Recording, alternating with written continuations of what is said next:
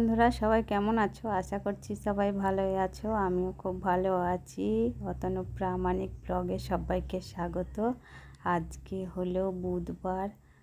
তো সকাল সকাল সমস্ত বাসি ঘরের কাজ সেরে নিচ্ছি, কারণ ওই দেখো ওইদিকে আমি বাসি কাপড় ছেড়ে রেখে দিয়েছি সিঁড়ির উপরে। তারপরে এই যে বাসনটা আগে আমি ধুয়ে নিয়ে চলে এসেছি। তারপরে ওই দেখো ওইখানে এখন আমি ঝাঁটা দিয়ে দিচ্ছি বাকুলটা। তারপরে চলে যাব ঘর মুছতে, কারণ আজকে অনেক কাজ আছে। তো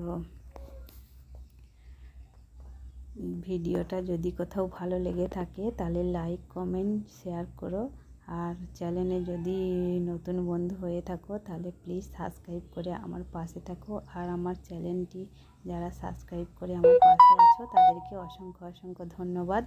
তো এই দেখো আমি এখন চলে এসেছি ঘরটা মুছতে।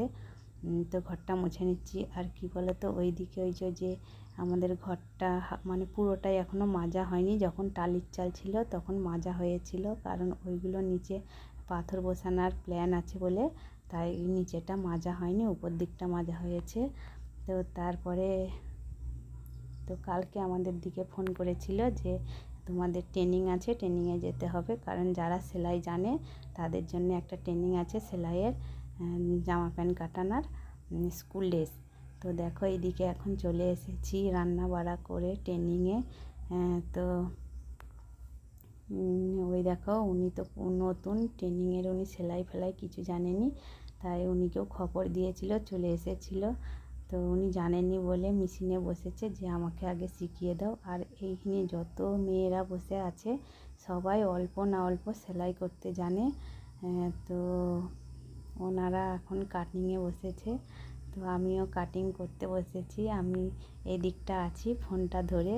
তো আজকে প্রথম হচ্ছে যে স্কুল ড্রেস ছেলেদের এইটা জামা কাটানো হবে, তাই পেপার কাটিং করে দেখাচ্ছে ম্যাডাম। তো এটা হবে স্কুল ড্রেসের ছেলেদের জামা। তো আবার হবে প্যান্ট। তো তাড়াতাড়ি করেই জানো তো ঘরের কাজ সেরে আবার কাজে গিয়েছিলাম, কাজ থেকে এসে তো আমার সব থেকে দেরি হয়ে যায়, আমি সবাইয়ের লাস্টে যাই।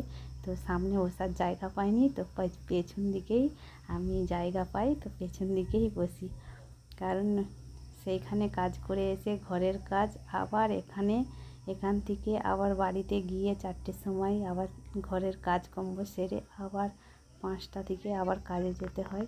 তো দেখো এই যে আমি এখন পেপার নিয়ে কাটিং করেছি, তো ওইটাই এখন সেলাই হবে।